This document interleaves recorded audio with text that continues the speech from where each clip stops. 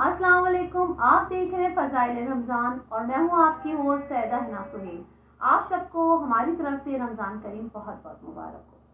रमज़ान जैसे कि आप जानते हैं रहमत व बरकतों का महीना है, अल्लाह को राज़ी करने का महीना है। अल्लाह ताला हम लोग को भी इतनी हिम्मत ताकत दे कि हम इस महीने में अल्लाह ताला को राज़ी कर लें और हम खुश उसलूबी से जो इबादत है हमारी रोज़ा, नमाज, ज़कात और लोगों का एहसास करना, वो खुश उसलूबी से हम वो काम सारे अंजाम देते हैं। जैसा कि आप जानते हैं, हम अपने तमाम सवालों का हल जानते हैं।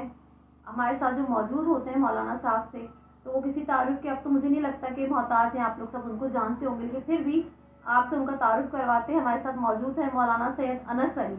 अस्सलाम वालेकुम मौलाना साहब। कैसे हैं मौलाना साहब? आज तीसरा रोज़ा है और माशाल्लाह कैसा गुजर रहा है आपका? अल्हम्दुलिल्लाह, अल्लाह का बहुत शुक्र है। अच्छा, मुझे लग रहा था कल रोज़ा आपको क्या कहते हैं, लग रहा था आज माशाल्लाह काफ़ी फ्रेश नज़र आ रहे हैं। लग रहा था। हाँ, कभी होता है ना ऐसा काम इंसान दिन में हो रहा होता है, हम थक जाते हैं और काफ़ी आज मुझे लग रहा है रोज़ा, कल आपको लग रहा था, आज मुझे लग रहा है। आमीन आमीन। अच्छा मौलाना साहब, इजाज़त है सवालों का सिलसिला शुरू करें? जी जी बिल्कुल। अच्छा मौलाना साहब, मेरा आपसे पहला सवाल ये है कि रोज़े की हालत में जो दांत से खून आ जाता है, तो खून आने की सूरत में क्या रोज़ा टूट जाता है या रोज़ा नहीं टूटता? बिस्मिल्लाहिर्रहमानिर्रहीम।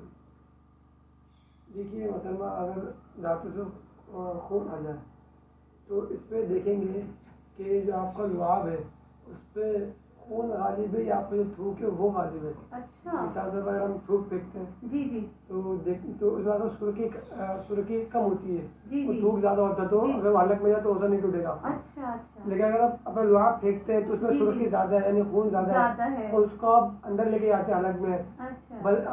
हालांकि वो गलती से भी हो अच्छा, तभी अच्छा। आपको रोज़ा टूट जाएगा। अच्छा, ये बारीकी वाकई मुझे नहीं पता थी, क्योंकि मैं अमूमन देखती थी जिनको दांत में दर्द होता है वो उलमा कराम से सवाल करते थे वज़ू की हालत में कि वज़ू टूट जाता है या वज़ू होता है नहीं होता।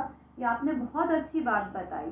अच्छा, कल हमने आपसे सवाल किया था थोड़ा सा डिफरेंट आज, लेकिन उससे मिलता ही जुलता है कि जैसे कान में तकलीफ होती है तो रोज़े की हालत में बहुत शरीर अचानक तकलीफ शुरू हो गई, तो रोज़े की हालत में आया दवाई कान में डाल सकते हैं ड्रॉप या नहीं? देखिए ये मसला क्या कहते हैं, इसको थोड़ा सही से समझें कि जो कदीम फुक़हा थे ना, तो उन्होंने कान में दवाई डालने से मना फरमाया। अच्छा। इसकी वजह उन्होंने ये बयान फरमाई है कि कान में कोई ऐसा रास्ता है जो हमारे दिमाग में जाता है। अच्छा। और दिमाग में जब दवाई वगैरह जाए तो रोज़ा टूट जाएगा। अच्छा। तो इस वजह से उन्होंने मना फरमाया। वो भी जो फतवा इस पे दिया जो उस दौर के जो तबीब थे, जो डॉक्टर थे, हकीम थे, तो वो ये कहते हैं कि भाई कान के रास्ते पे ऐसा रास्ता जा रहा है दिमाग में कि जिससे दवाई आवाज़ आती है दिमाग में।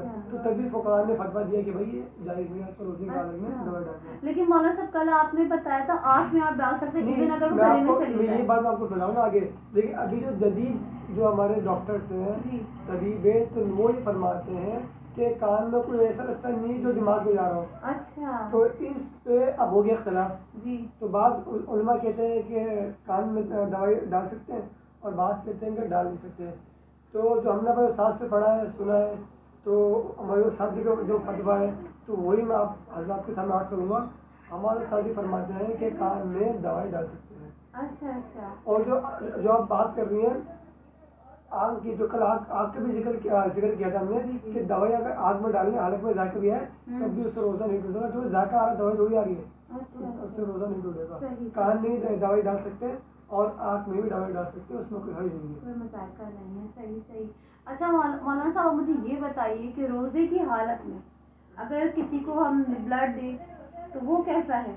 डोनेशन देने से ब्लड देते हैं हम, तो रोज़े की हालत में ब्लड देना कैसा है? आया उससे रोज़ा टूट जाएगा या रोज़ा नहीं टूटेगा? देखिए रोज़े की हालत में ब्लड दे भी सकते हैं और ब्लड ले भी सकते हैं, दोनों जाएंगे, इससे रोज़ा नहीं टूटेगा। अच्छा, रोज़ा नहीं टूटेगा। लेकिन जैसे हम पानी तो आपने बताया ज़्यादा से कोई भी चीज़ मुँह में जाएगा रोज़ा टूट जाता है, लेकिन ब्लड जो वेन से जाता है तो वो रोज़ा नहीं। ब्लड जो मैदे में थोड़ी ना जा रहा है, वो तो रिंग से जरिए जा रहा है ना। सही तो उसका ताल्लुक मैदे से नहीं है। सही सही सही।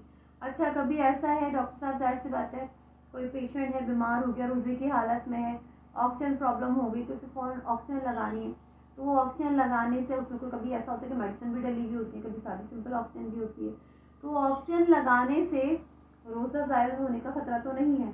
देखिए जो हमारी मालूमात है ना, तो उसमें जो ऑक्सीजन होती है तो उसमें दवाई डालते हैं, और जब आप उसको ऑक्सीजन लेते हैं तो दवाई के ज़र्रात आपके फेफड़ों में, आपके लंग्स में जाते हैं। तो अच्छा। इस सूरत में अगर आप ऑक्सीजन लेंगे तो आपका रोज़ा टूट जाएगा, ये लगाना आपके लिए जायज़ नहीं है। सही। लेकिन अगर माहिरीन डॉक्टर कहें कि ये सिर्फ ऑक्सीजन है, ये सिर्फ ऑक्सीजन आपके लंग्स में आ रही है, आपके फेफड़ों में आ रही है, इसमें कोई दवाई नहीं है, तो फिर ले सकते हैं, इसमें कोई हर्ज नहीं है। अच्छा अच्छा अच्छा। अच्छा मौलाना साहब, आपसे एक ये सवाल था कि अमूमन लोग परफ्यूम लगाते हैं, ठीक है, इत्र लगाते हैं, इत्र का तो कोई इतना मजायका नहीं, लेकिन जैसे परफ्यूम लगाते हैं और परफ्यूम के अंदर अल्कोहल भी है, तो आया वो लगा सकते हैं रोजे की हालत में या नहीं? अच्छा, पहली बात मैं आपसे बताऊं कि परफ्यूम लगा सकते हैं, इसमें हर्ज नहीं है। अगली बात ये कि जो आपने सवाल किया अल्कोहल का, इसमें अक्सर लोग परेशान होते हैं और सवाल भी करते हैं कि बाद में कहते हैं अल्कोहल लगाना जायज़ नहीं है, तो ये बिल्कुल गलत है, अल्कोहल लगाना जायज़ है। देखिए बाद उलमा फरमाते हैं कि अल्कोहल जो आप लगाते हैं, जो परफ्यूम आप लगाते हैं, तो अल्कोहल आपका उड़ जाता है, जो कपड़ों में लगा रहता है ना, वो परफ्यूम रहता है। अल्कोहल आप लगा अभी जो लगाते हैं, परफ्यूम लगाते हैं आप, तो हमने देखा होगा ना जो एक गैस उड़ती है, बिल्कुल, जो पुश करते हैं तो एकदम पुश उसके बाद वो तो गैस। अल्कोहल आपका उड़ जाता है, और जो कपड़ों में लगा रहता है वो खुशबू यानी परफ्यूम आपका लगा रहता है, तो ये भी सूरत जायज़ है। अच्छा, जो अल्कोहल लगाने का मना किया, ये अंगूर वगैरह का जो अल्कोहल है इसको लगाने से मना किया है, लेकिन जो हम आम जो परफ्यूम खरीदते हैं 4-5 हज़ार के 6 हज़ार के, उसमें तो ये अंगूर वगैरह का नहीं होता है। हाँ, सिंपल होते हैं, खुशबू हाँ, होती तो है। ये लगा सकते हैं, कोई हर्ज नहीं है। अच्छा, आपने रोजे के हवाले से जवाब दिया, अच्छा हुआ मुझे भी क्लियर कर दिया, कि अक्सर ऐसा होता है कि मैं वजू की हालत में, इवन मैं कहीं जा भी रही होती हूँ तो वजू की हालत में होती हूँ, तो मैं बहुत कंफ्यूज होती थी कि भाई मैं परफ्यूम लगाऊं या परफ्यूम ना लगाऊं, ऐसा ना हो कि परफ्यूम लगाने से मेरा वजू खराब हो जाए। नहीं, तो लगा ये सकते हैं मैं कोई बहुत कॉन्शियस होती थी, तो आपने समझे हमारे दो मसले हल कर दिए, एक हमारा रोजे के हवाले से और एक आपने हमारा नमाज के हवाले से। अच्छा, एक और बहुत अच्छा सा सवाल है, वो ये कि देखिए कुछ लोग कभी रोज़ा रखते हैं और कभी छोड़ देते हैं, और जब रोज़ा नहीं रखते तो घर से भूख भी लगती है, वो दोपहर का या शाम में कुछ खाते हैं, तो जो रोज़ेदार होते हैं उनके सामने खाना खाना कैसा है, मतलब कोई मजायका तो नहीं है, खा सकते हैं, बताइए। देखिए रोज़दार के सामने खाना खाना तो पहली बात तो मुनासिब नहीं है खाना, लेकिन अगर रोज़दार के सामने खाना आप खाएंगे तो इससे रोज़दार के सवाब में और इजाफा होता रहेगा। अच्छा, सही सही सही।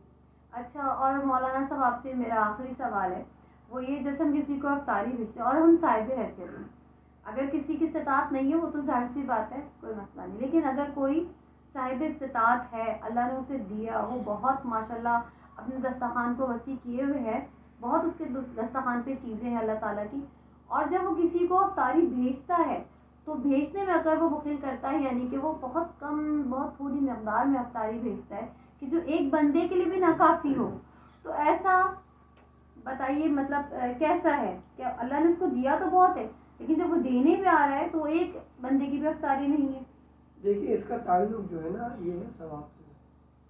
अगर वो कम दे रही तो वो इसमें गुनहगार नहीं होंगे, इसमें गुनाह नहीं है, इसका ताल्लुक है सवाब से। अच्छा, सही सही।